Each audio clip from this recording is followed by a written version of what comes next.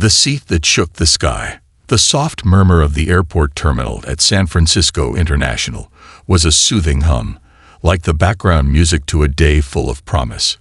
Business travelers shuffled through, eyes on their boarding passes, while families wheeled children and luggage toward gates with animated excitement.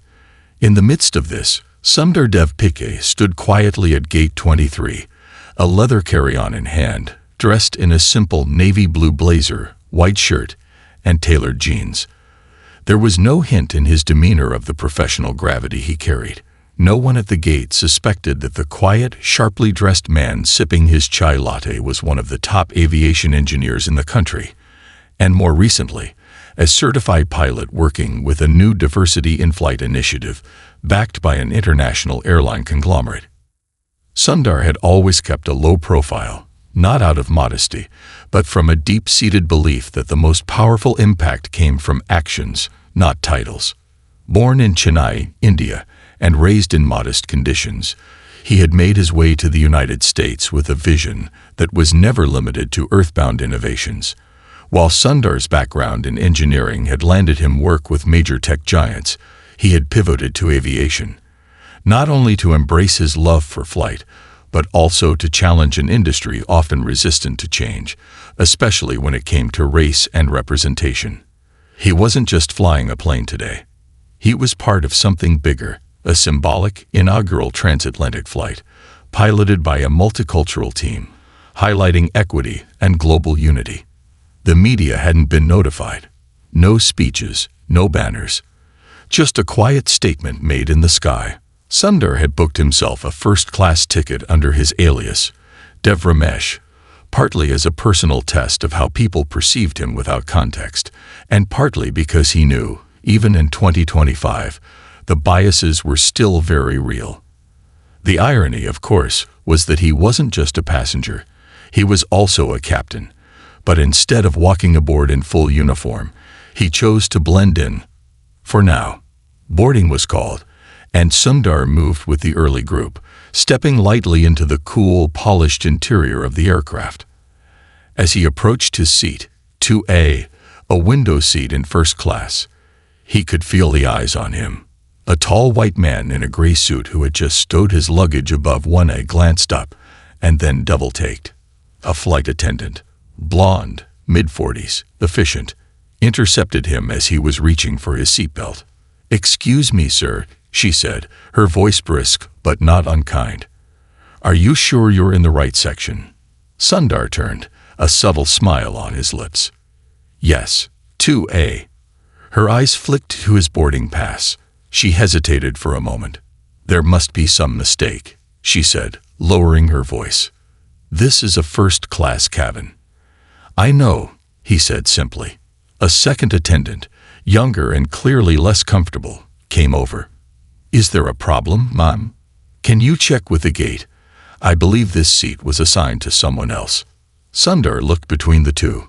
Calmly, without offense, he said, "I think we're okay. I paid for this seat." The first attendant's face stiffened. "Sir, we've had issues before with people sitting in the wrong class. I'll need to ask you to step aside while we verify." A few passengers in first class looked up now, catching snippets of the conversation. Sundar stood his ground, not moving, not flinching.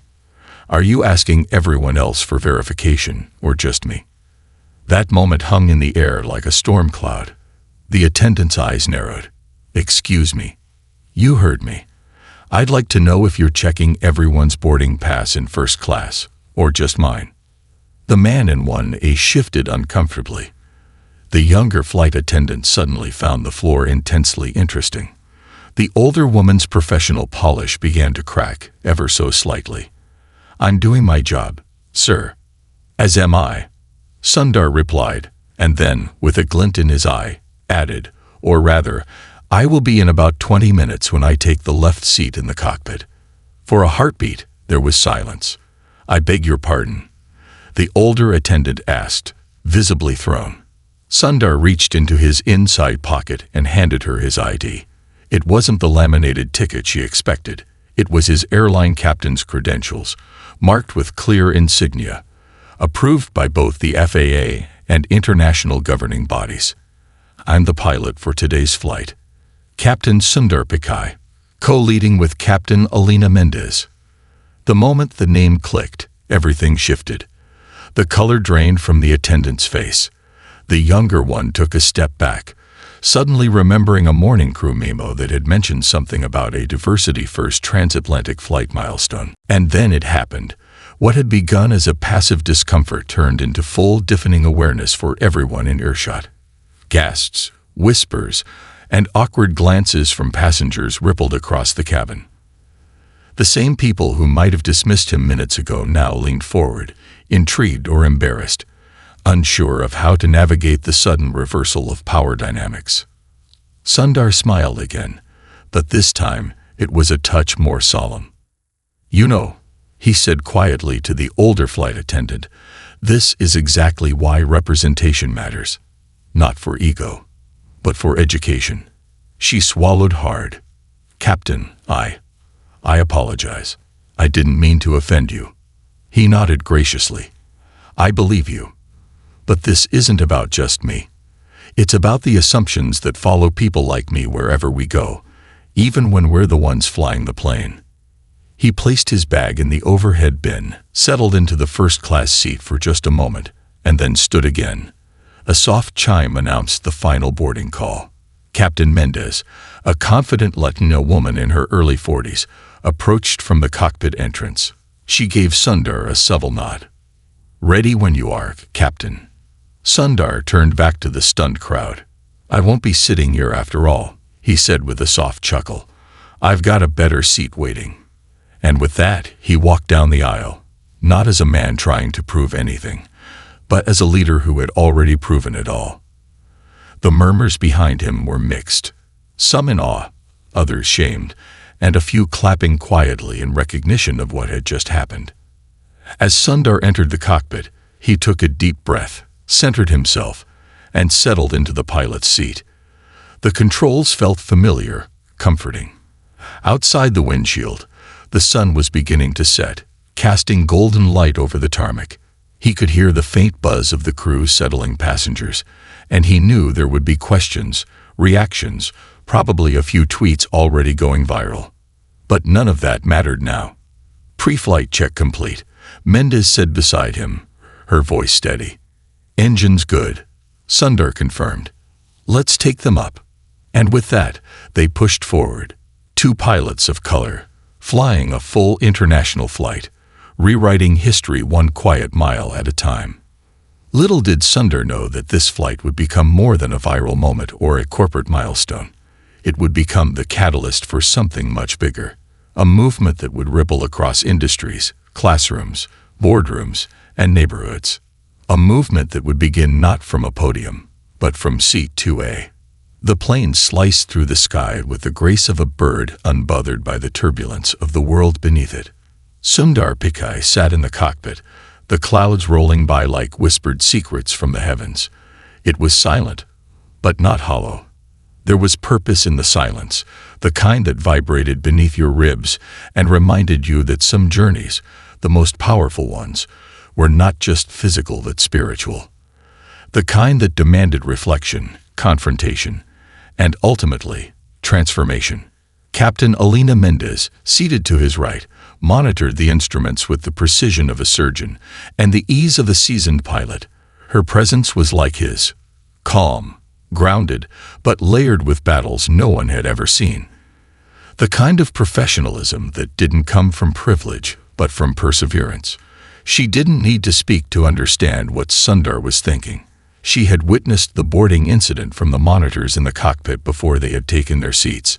It wasn't the first time she'd seen something like it, and she doubted it would be the last. But she knew, just as he did, that silence was no longer enough. "I heard what happened at boarding," she finally said, breaking the quiet with a voice both kind and firm. "You handled it with more grace than I would have." Sundar offered a thin smile, his eyes never leaving the sky ahead. It wasn't about grace. It was about making sure they remembered it. Alina nodded. "They will." Things like that echo, especially when people are forced to confront their own bias in front of a mirror they didn't expect. He turned slightly toward her, resting one hand gently on the yoke. "You ever feel like this job isn't about flying anymore?" "It hasn't been just about flying for a long time," she said. "We're not just captains, we're symbols. Unintentional ones, maybe, but symbols nonetheless. You walk into that cabin, and before you say a word, you're disrupting decades of programming in some people's minds. Sometimes I wonder if we're really changing anything or just becoming part of the brochure," he admitted, the admission more vulnerable than he expected. "You changed something today," Alina replied without hesitation. "You changed the air in that room. They'll never look at a pilot the same way again." As the aircraft continued its steady ascent toward cruising altitude, Sundar reflected on her words. It was easy to forget the weight of his own presence, how simply existing in a space not traditionally built for someone like him could become revolutionary. Every flight he took wasn't just a journey through airspace. It was a declaration, a statement that said, "I belong here, whether others liked it or not." The truth was, it hadn't always been like this. Sundar hadn't always been the calm, collected man with authority stitched into his uniform. There had been times when he questioned everything, his ability, his worth, his place in this world of sky and steel. The early days of flight school had been brutal. Not because of the workload or the science, but because of the invisible force that seemed to resist his every step forward. His first instructor, an older man with a hardened jaw and colder heart, had once looked him dead in the eye and said, "People like you don't usually make it through. Not because you're not smart, just because this world wasn't built for you." It wasn't hatred that man carried. It was certainty, the quiet kind that had been passed down like a family heirloom. Sundar remembered going home that night, sitting alone in the small one-bedroom apartment he could barely afford, and wondering if the dream was worth the burden. But he hadn't quit. He studied harder, flew longer, and pushed through the weight of every sideways glance and muttered comment. And when he graduated, not only had he earned his wings, but he'd been top of his class, though the director of the program never once acknowledged him at the ceremony. Instead, he'd handed Sundar his certificate like a formality, looking past him as if afraid to give the moment its proper gravity. That pain didn't dissolve over time. It hardened into resolve. Back in the present, the aircraft sailed smoothly over the Atlantic. Sundar took a deep breath and reached for the intercom. It wasn't required, but this flight was special, and he felt something inside him stirring. A quiet voice that said, "Now is the time." "Ladies and gentlemen," he began, his voice calm and even, "this is your captain speaking. I'd like to welcome you aboard Flight 214 to Heathrow. We're currently cruising at 36,000 feet, with clear skies ahead. Our estimated arrival time is just under 9 hours. There was a pause. He didn't have to say anything else, but he chose to. I'd also like to take a moment to share something more personal. Earlier today, during boarding, I was mistaken for someone who didn't belong in the first-class cabin. That assumption was based not on my behavior or credentials, but on my appearance. It was handled, and I hold no anger. But I believe transparency can be healing." Alina turned toward him, eyebrows raised, but she said nothing. "I share this because moments like that happen every day, in airports and offices and classrooms all over the world. They're quiet moments, small cuts, but they add up. And I want anyone on this plane, or anyone hearing this story after we land, to know you are more than the assumptions made about you. You are more than their surprise, more than their hesitation, more than their silence." The cabin was deathly still, listening. "We are flying today not just across continents, but across barriers. And my presence here isn't a miracle. It's a result of effort, support, and relentless belief. For the young child watching planes soar overhead, dreaming of sitting in the cockpit one day, know that you can, and you will." He paused, letting the words settle like dust in a shaft of light. "Thank you for flying with us. Enjoy the journey." The intercom clicked off. For several seconds, nothing changed. And then, from first class, a single pair of hands began to clap. Then another. Then the sound swelled like a wave moving through the fuselage, building to a quiet crescendo of appreciation, not for the destination, but for the message. For the man who dared to say what so many had felt and never voiced. Alina looked over at him, her expression softening. That, she said, was the real takeoff. Sundar didn't respond. He simply looked ahead, into the infinite blue, where every mile forward was not just about speed but significance. Below them, the earth turned, oblivious and beautiful. Above them, possibility stretched endlessly. And within the plane, a transformation had begun, not just of distance, but of hearts, of understanding, of the subtle rewiring that occurs when truth is spoken in an environment built on structure and silence. The flight would go on for hours, but something important had already landed. They weren't just flying. They were ascending into something far more enduring, a future no longer dictated by assumptions, but shaped by those brave enough to rewrite them. At 36,000 feet, the air is thin, silent, and weightless, but some burdens climb with you, pressing down harder the higher you ascend. Sundar Pichai knew that well. Though the sky outside was an uninterrupted stretch of calm blue, inside the cockpit, beneath the mechanical buzz of electronics and the hum of fans, the atmosphere was beginning to shift. Not from the aircraft, from something deeper, something human, unpredictable, and brewing with every minute that passed. Roughly 4 hours into the transatlantic flight, Captain Alina Mendez turned towards Sundar, her brow creased. She had been scanning the control panel with greater intensity than usual, her eyes darting across fuel status, weather tracking systems, and internal comms. Her voice was low and even, but her tone had changed. "Traffic control from Heathrow just pinged us," she said.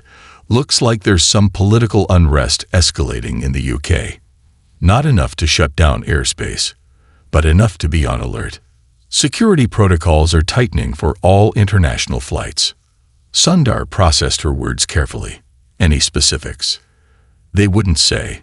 Just potential threats, vague chatter, increased screenings upon landing, precautionary steps. You know how it goes. He nodded slowly.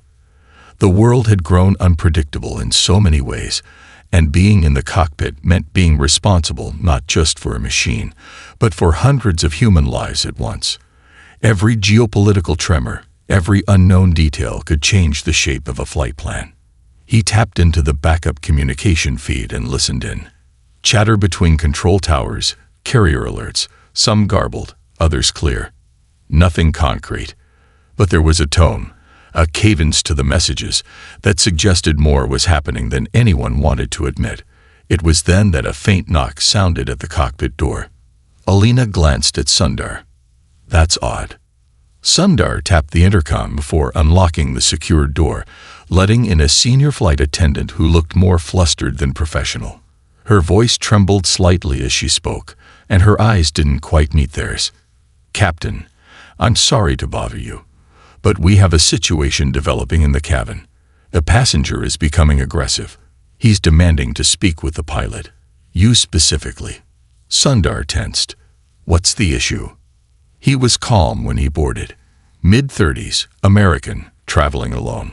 But ever since your announcement, he's been pacing, muttering, making the crew uncomfortable. We tried to de-escalate, but just now he said something strange. Alina straightened. "Strange how?" He said, and I quote, "I'm not trusting this flight anymore. You're letting people who don't belong in charge of my life." Then he asked how you were even qualified to fly the plane. And then he said, "Maybe it's time someone grounded this circus before it crashes." Silence dropped like a curtain. Sundar looked at Alina, and then back to the attendant.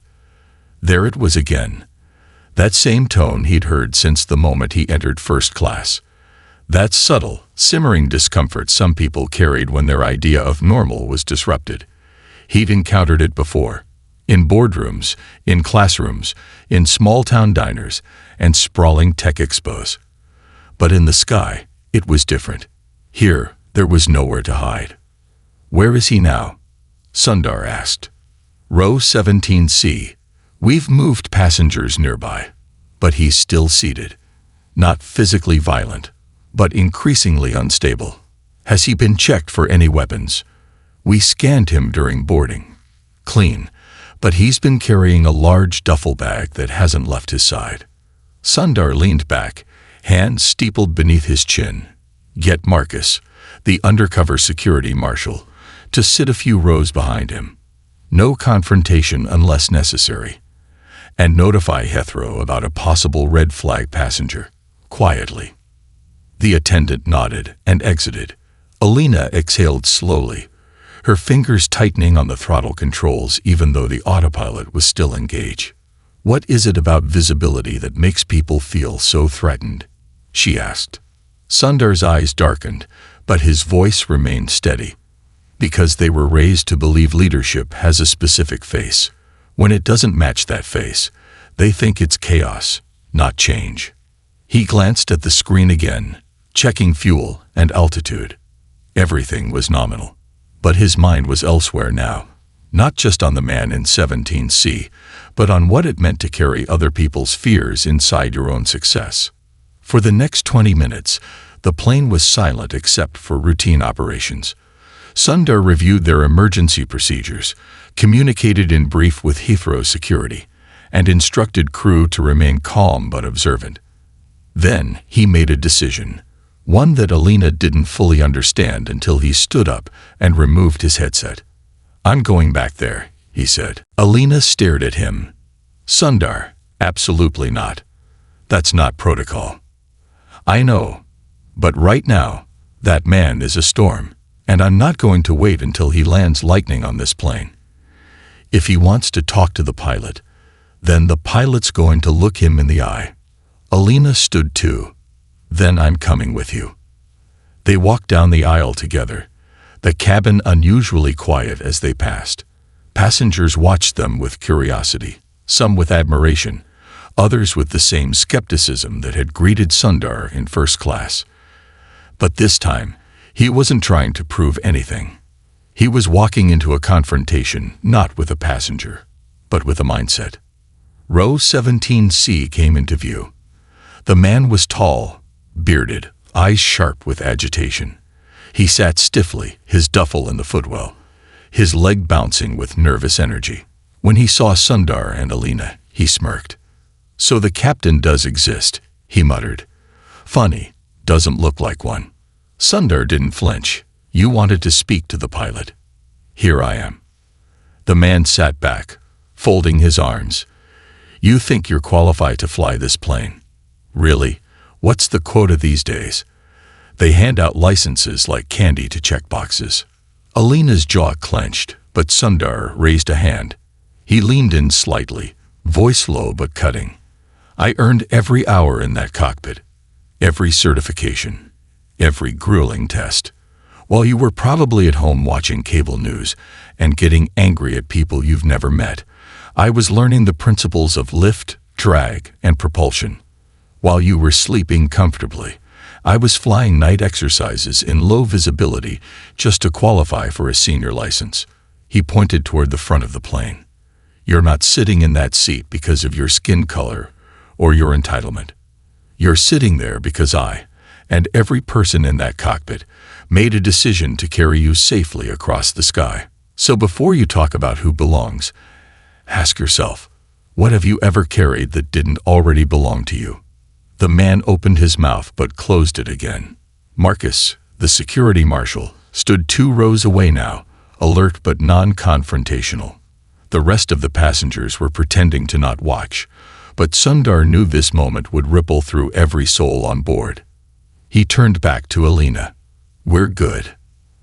As they walked away, Alina whispered, "You didn't have to do that." "Yes, I did," he replied. "Sometimes it's not about the rules. It's about the message." He wasn't the only one who needed to hear it. Back in the cockpit, they resumed their seats. The tension had shifted, not gone, but transformed. Sometimes, a confrontation wasn't a threat. It was a reckoning. The plane continued toward London. The night sky stretched out ahead like a blank canvas, and in that space between stars, Sundar saw something unexpected, not just resilience, but the beginning of a new kind of flight. A flight toward a future where turbulence came not from fear, but from confronting the truths people had been taught to ignore. And as long as he had wings, he would keep flying straight through it. The tires of the aircraft kissed the runway at Heathrow, with a smoothness that made the touchdown feel almost ceremonial. A whisper-soft landing, as though the plane itself was paying tribute to the journey that had unfolded across the Atlantic.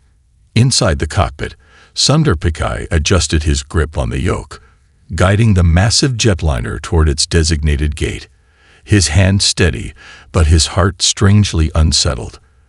The confrontation mid-flight had ended without escalation, but its aftertaste lingered, not because of danger, but because of what it represented, a microcosm of the world below them.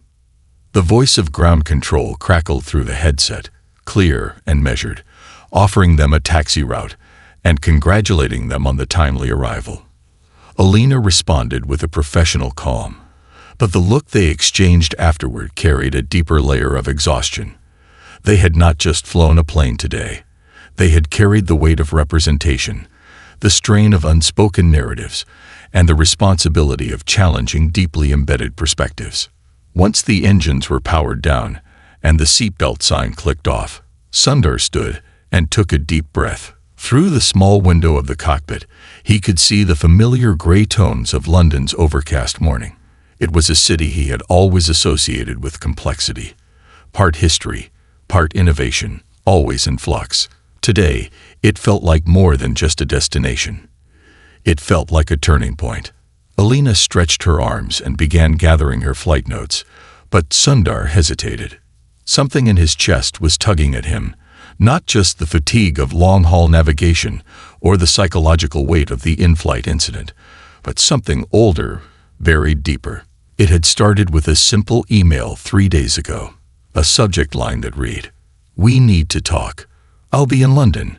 Please meet me." The sender's name had made his stomach twist. Rajan Pichai. His father. Sundar had not seen his father in almost 9 years. The silence between them hadn't been hostile, but it hadn't been warm either. It had grown like vines between two houses that once shared a common wall. Natural, inevitable, slow. Rajan had been a deeply principled man, one who believed in discipline, in tradition, and above all in legacy. To him, success meant adherence to a path, a stable job, a respected title, and loyalty to one's roots.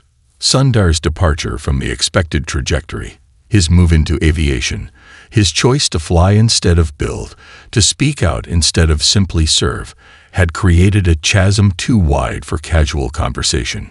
Still, the email hadn't come with blame. It had been short, almost clinical.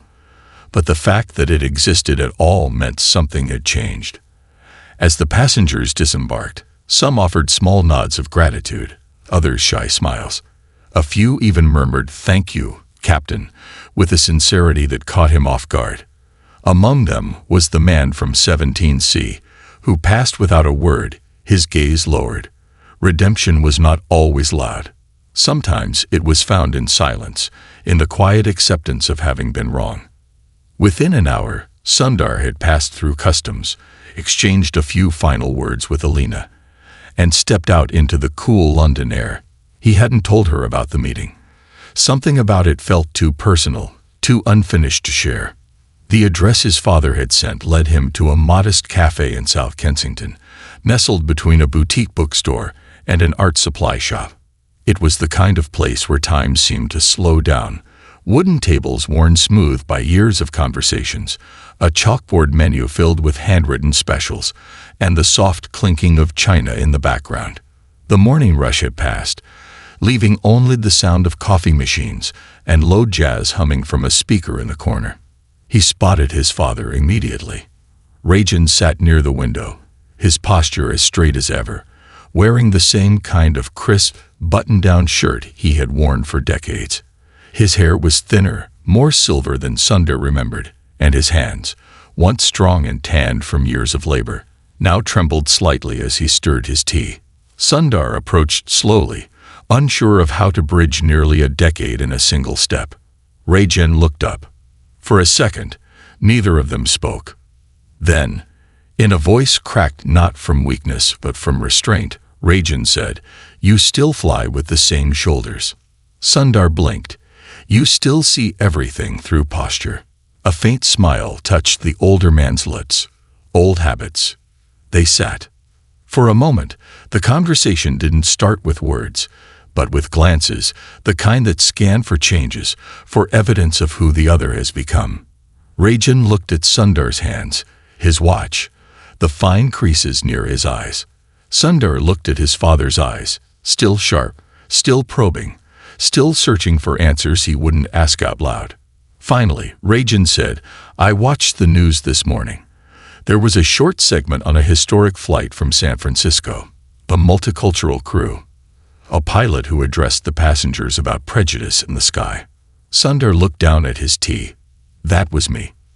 "I know," Rajan said. "That's why I asked you here." Sundar leaned back. "To say you were wrong."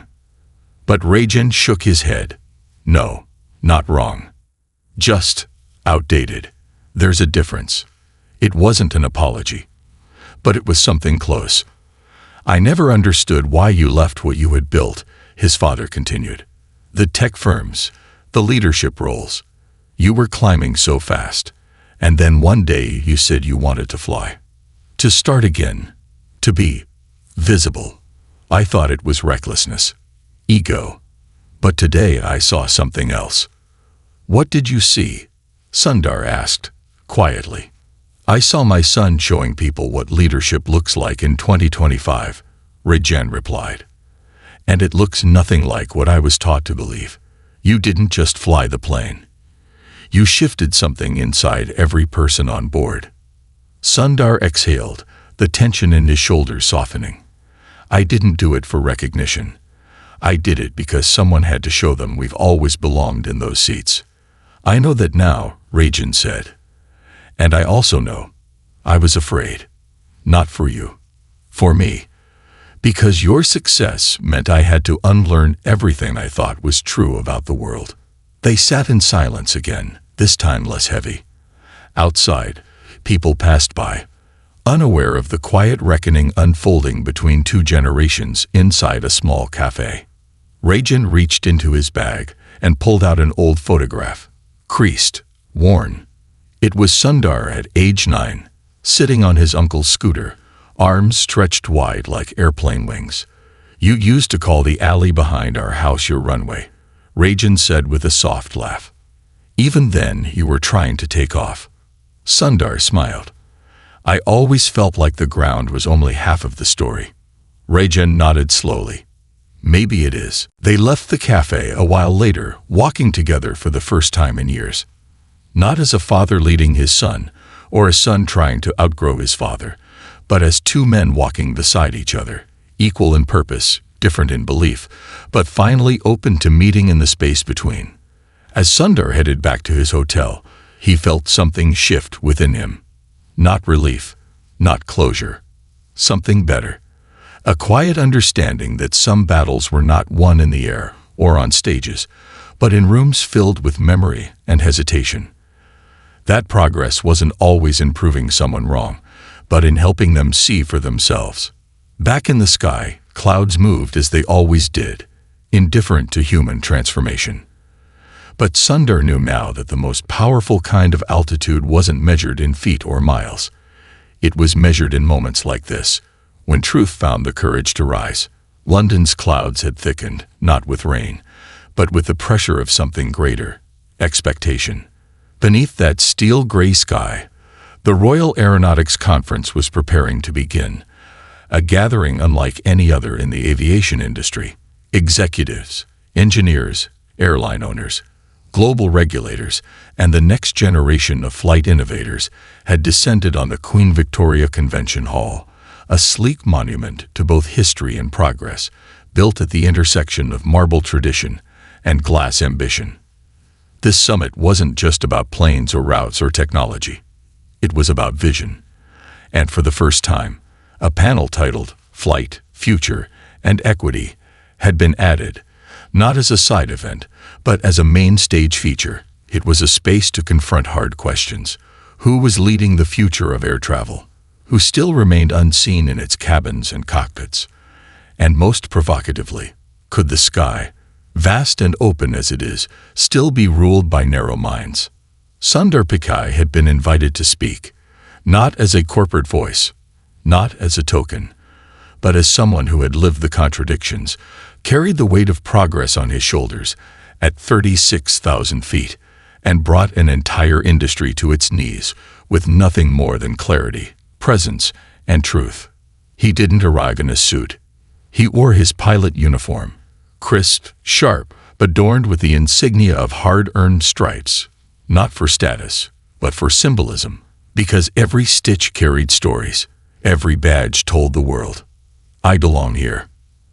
As he entered the conference hall, he moved through a sea of unfamiliar faces, young professionals, activists, policymakers, media representatives, and a few old names that caused a flicker of memory. One in particular made him pause. Dorian Lex. The name wasn't just familiar. It was synonymous with everything Sundar had worked against. Dorian had once been his colleague in the early tech days. Brilliant, loud, and strategically polished. While Sundar had taken the longer, harder path to credibility, Dorian had rocketed to visibility on the back of charm and aggressive positioning. Years ago, they'd clashed in a boardroom when Sundar proposed the industry's first equity initiative in aviation engineering, an idea Dorian had dismissed as idealistic fluff that would slow down innovation for the sake of politics. Since then, Dorian had become the CEO of one of the largest commercial airlines in Europe, Altavia Skyfleet, and had built a reputation on efficiency, cost-cutting, and maintaining classic leadership standards. That was the polite phrase. In private, people referred to his boardrooms as cold places where people of color were evaluated with caution and diversity was treated as a risk factor. Now, as fate would have it, they were both on the same panel. The crowd swelled. Cameras flashed. Seats filled. The moderator, a poised, articulate journalist from the BBC, introduced the panelists, starting with Dorian, then two female aerospace engineers from Kenya and Singapore, followed by a South American air traffic control expert. Then finally, Captain Sundar Pichai, representing not just innovation in aviation, but the evolution of who holds the controls. The room applauded. The discussion began civilly. The panelists shared insights about sustainable fuel, AI-assisted flight paths, and smart airports. But inevitably, the topic turned to inclusion, and the air changed, just as Sundar knew it would. Dorian leaned forward, his voice smooth and practiced. "Let me be very clear," he began. "I believe in merit. Always have. I believe the cockpit should be filled with the most qualified individuals, not selected because they check a box or fulfill a quota. We are flying machines that carry hundreds of lives. We cannot gamble those lives on ideology." There was a pause. The audience listened, some nodding, others stiffening. Sundar didn't interrupt. He waited. Then, slowly, with the calm of someone not trying to win an argument, but reveal a truth, he spoke. "Dorian, I appreciate your concern for safety. We all do. But you see, when people talk about inclusion as if it threatens excellence, they reveal something else. The assumption that inclusion and excellence are mutually exclusive, that they cannot exist together. But that's never been true." He turned toward the crowd, his voice rising, not in volume, but in resonance. "I'm standing here today not because of a policy or a quota or a trend. I'm here because I've fought harder, studied longer, and persevered through more silent judgments than most people ever will. And yet my path was treated as exceptional, not because it was, but because it came from someone who didn't match the old mold." He paused, then delivered the line that cut through the room like a pressurized gust through an open hatch. "Merit is not threatened by inclusion. It is enhanced by it. Diversity doesn't dilute excellence. it deepens it. There was a silence, the kind that signified internal shifts. Then applause. At first cautious, then growing, until the hall echoed with a standing ovation that left Dorian motionless in his chair. Later that evening, Sundar stood alone on the rooftop terrace of the hotel where the speakers were housed, looking out at the river Thames as the city lights danced on its surface. He thought of the journey, from Chennai's narrow lanes to Silicon Valley boardrooms, from flight school hangars to cockpits filled with invisible expectations. He thought of his father's voice earlier that morning, cracking open years of silence with the simplest of truths. Your success meant I had to unlearn everything I thought was true about the world. The door behind him opened. Dorian stepped out. They stood silently for a moment before Dorian spoke. You made your point today. Sundar didn't turn. It wasn't about a point. It was about people. Dorian nodded, his voice quieter now. I underestimated the impact. Maybe I still do, but you're not wrong. Sundar looked at him. It's not about being right. It's about being ready. The world is shifting. You can either fight it or fly with it. Dorian nodded again, slowly this time, not in agreement, but perhaps in understanding. As he left, Sundar stayed, looking back up at the sky, so open, so indifferent, so full of possibility. He realized then that leadership wasn't about being followed. It was about helping others rise. Not just to your altitude, but to their own. The sky belonged to everyone. It always had. But sometimes it took one person to remind the world of that truth, not with words, not with ambition, but with the simple, steady act of showing up, flying forward, and refusing to descend. Time, like altitude, has a strange way of reshaping the world. When you are soaring above the clouds, everything below seems small, quiet, almost insignificant. Cities reduced to dots, oceans to brushstrokes, and borders blur into illusions. But the descent, the return to earth, always reminds you of what matters most. The ground you left behind, the people you left in it, the legacy you're building between every takeoff and landing. For Sundar Pichai, the final flight was not one he had planned in advance. It wasn't on a corporate schedule or part of a summit itinerary. It had been offered to him unexpectedly. A tribute, a symbolic gesture from the International Aviation Union after the impact of his London speech swept through global headlines, news outlets, and aviation circles. The flight would be from Delhi to Cape Town, a route dense with history, symbolism, and hope, piloted not just by Sundar, but by a crew handpicked for what they represented, not only what they had achieved.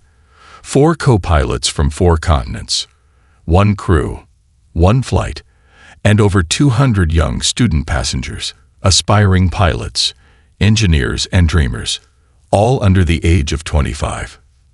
They called it the Flight of Tomorrow. The moment Sundar stepped into the Delhi airport, something shifted inside him. This was home, his beginning. He could feel the air of familiarity and change colliding like tectonic plates. India had evolved.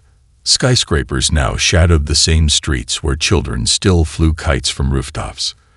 Technology pulsed through every terminal, but the soul of the land remained the same, resilient, poetic, bursting with contradiction and promise. He wasn't just returning as a son of the soil. He was returning as a witness to the impossible becoming real. Inside the terminal, the young students waited, some in crisp uniforms, others in cultural attire, all carrying wide eyes and nervous excitement. When Sundar appeared, the hush that followed wasn't out of reverence but recognition. Not of fame, but of reflection. Many of them saw a version of themselves in him, not the polished captain of today, but the boy from Chennai who had once drawn planes in the margins of his math books, who whispered dreams to the night sky, and who spent years trying to convince the world that his story belonged among the stars. The pre-flight briefing was unlike any other Sundar had experienced. Instead of cold checklists and technical reviews, it included poetry, music, and short testimonials from the students who would be on board, each sharing, in their native language, why this flight mattered to them. A young girl from Sudan spoke of her father, who had repaired planes in silence because he was never allowed to fly one. A boy from Osaka shared how his grandfather had been denied a pilot's license during wartime because of his ancestry. A teenager from Rio de Janeiro recalled how his mother sold street food to buy him aviation books because they couldn't afford schooling. Story after story poured into the hangar like sunlight through broken clouds. By the time Sundar stepped into the cockpit, his hands felt heavier, not from fear, but from meaning. The aircraft itself was custom designed for this flight, not luxurious, but symbolic.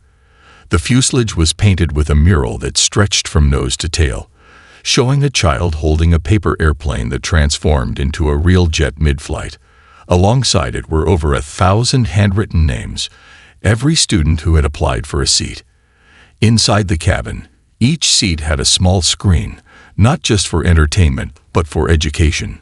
Videos played of pioneers of color in aviation, female flight engineers from history, indigenous air traffic leaders, voices long buried, finally taking flight. As Sundar guided the plane down the runway and felt the roar of the engines behind him, he did not feel adrenaline. He felt something deeper, like being handed the final chapter of a story that had taken a lifetime to write. The wheels left the earth, and with them, so did every doubt that had ever held someone back from believing they, too, could rise.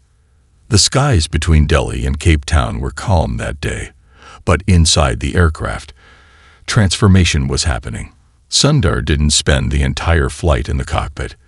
Instead, he moved through the cabin, row by row, sitting beside the students, listening, laughing, asking questions. He didn't preach or advise.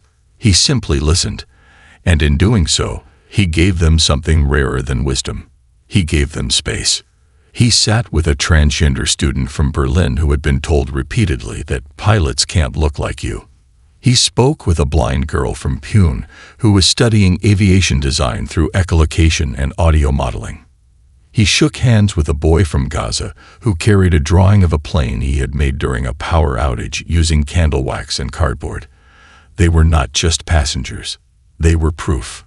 Proof that talent, resilience, and passion know no race, no gender, no border. That greatness often comes from the places the world forgets to look. 10 hours later, as the coastline of South Africa emerged on the horizon, Sundar returned to the cockpit.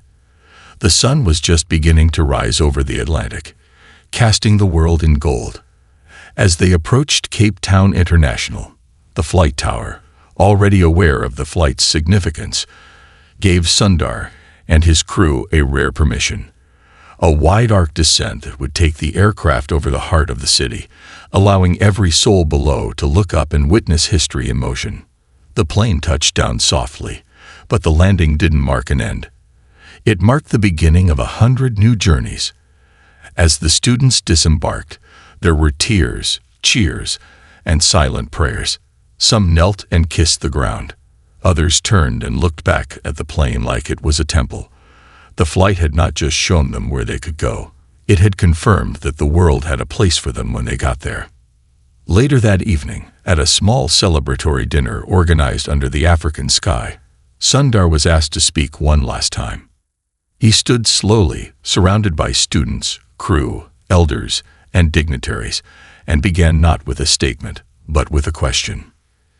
Do you know what the sky really is? He let the question breathe. It's not just air and altitude. It's a mirror. It shows us not just how high we can go, but who we are while we're trying to get there. It reflects our courage, our fears, our stubbornness, and our grace. And if we dare to rise honestly, without arrogance, the sky rewards us, not with speed, but with clarity. He looked at each face before him,